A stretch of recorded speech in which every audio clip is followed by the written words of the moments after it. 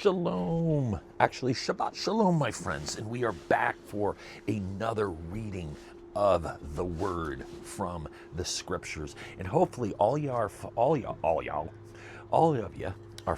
along yet again. And it doesn't matter what Bible you're reading, unless it's the Message. That's a bad translation. It's like too touchy. It's weird. Or the Gen Z Bible. That's an interesting one. That's one of the Bibles I don't have. Or I think there's the Southern Bible. And Jesus said to y'all, I think it's called the Y'all Bible. It's fun. It's fun. But let us continue with Bereshit 38. And at that time it came to be that Judah left his brothers and turned aside to a man, a Dulamite, whose name was Hira, or Hira. We're going to call him Hira. And Judah saw there a daughter of a certain Canaanite, whose name was Shawah. And he took her and went into her. #Go team. So she conceived and bore a son, and he called his name And she conceived again and bore a son, and she called his name Onan. Onan. And she conceived yet again and bore a son, and called his name Shelah. And he was at Kezib when she bore him. And Judah took a wife for his firstborn, and her name was Tamar. She's going to be very important. We're going to find out Tamar's very, very important in this word. But Judah's first son, was evil in the eyes of Yahweh, and Yahweh took his life. So was doing we don't know what he was doing, but he was doing some bad stuff. So Yah's like, nope, you're done. Goodbye. And Judah said to Onan, go into your brother's wife and marry her, and raise up an heir to your brother. And Onan knew that the offspring would not be his. And it came to be when he went into his brother's wife, #Go team, that he spilled on the ground, lest he should give an offspring to his brother. So you might want to take the kids away. So Onan is doing the deed with Tamar.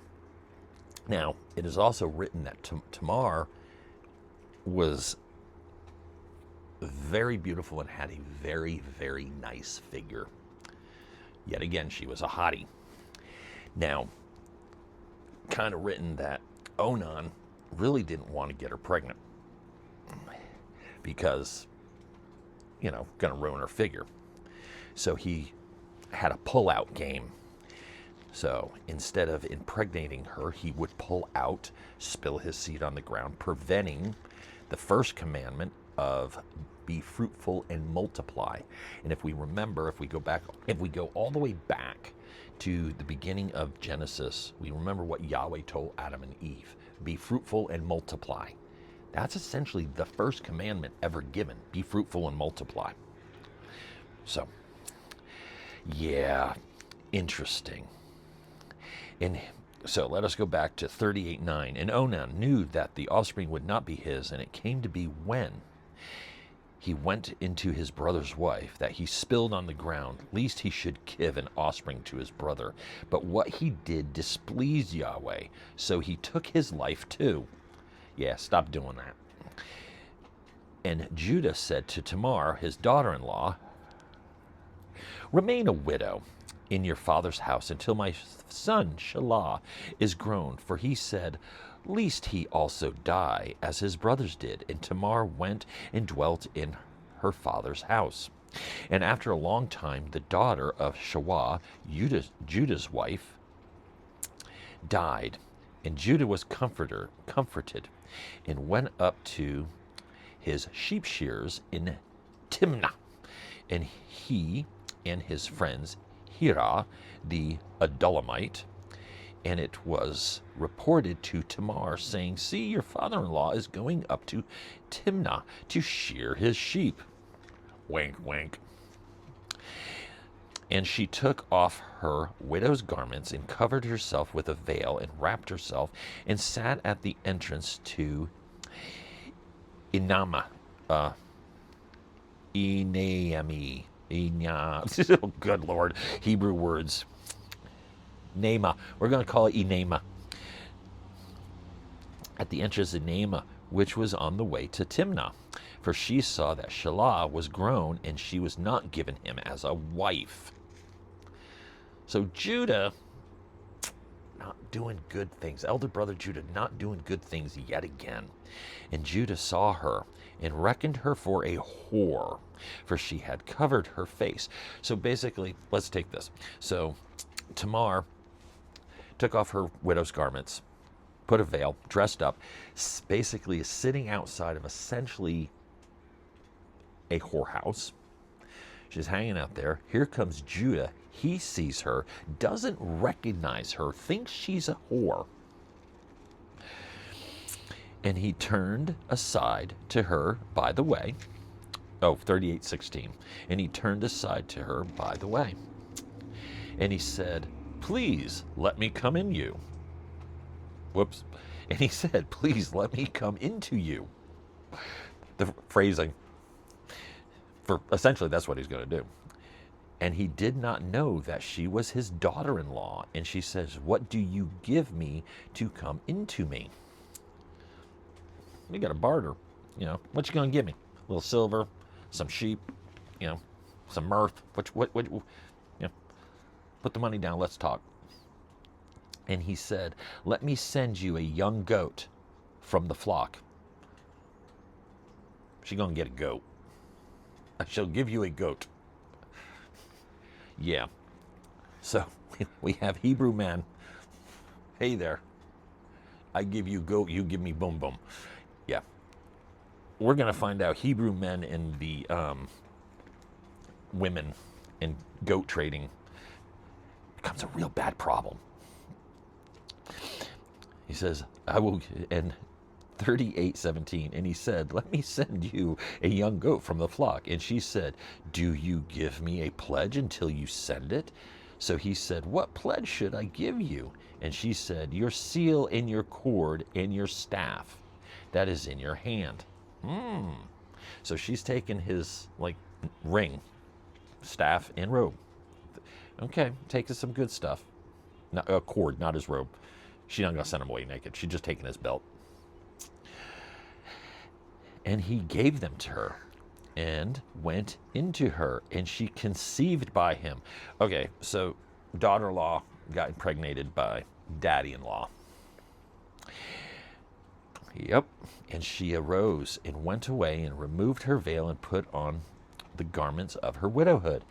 And Judah sent the young goat by the hand of his friend, the Adullamite, to receive his pledge from the woman's hand. But he did not find her. And he asked the men of that place, saying, "Where is the cult prostitute who was beside the way to Enami?" And they said, "There was no cult prostitute in this place." Whoops. And he returned, and he returned to Judah and said, "I have not found her." And the men of the place said, "There was no cult prostitute in this place." And Judah said, "Let her take them for herself, lest we be despised. For I sent this young goat, and you have not found her." And it came to be in about 3 new moons that after Judah was informed, saying, "Tamar, your daughter-in-law, has whored, and see, she has conceived by whoring." And Judah said, "Bring her out and let her be burned." We're going to burn the whore. When she was brought out, she sent to her father-in-law, saying, "By the man to whom these belong, I am pregnant." And she said, "Please examine whose these are, the seal and the cord and the staff." And Judah exclaimed and said, she has been more righteous than I, because I did not give her to Shelah my son, and he never knew her again. Yeah, she called out his BS. So she went up, yeah, because Judah didn't want to hand her over to the son. He was afraid the son was going to die. Plus, she's a hottie, doesn't want, yeah, keep this nice little pretty thing around. Well, she saw that unrighteousness and she stepped up and got things done. 38:27. And it came to be at a time for giving birth that, see, twins were in her womb. And it came to be when she was giving birth that the one put out his hand, and the midwife took a scarlet thread and bound it to his hand, saying, this one came out first. And it came to be, as he drew back his hand, that, see, his brother came out and said, how do you break through? The breach be upon you. So his name was called Peretz. And afterward his brother came out, who had the scarlet thread on his hand, so his name was called Zerah.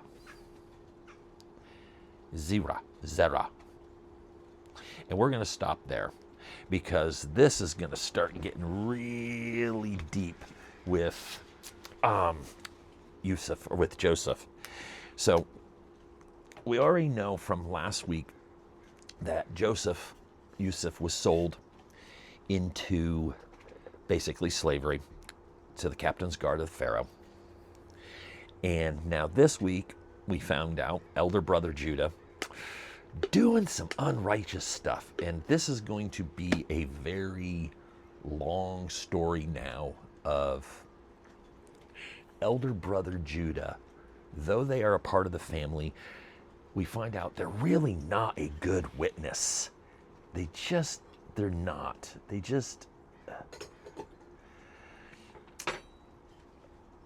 keep messing up.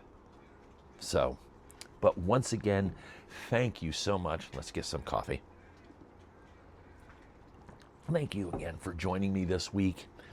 And I hope you have a wonderful, blessed Shabbat. And with that, Shabbat Shalom, my friends. And thank you again.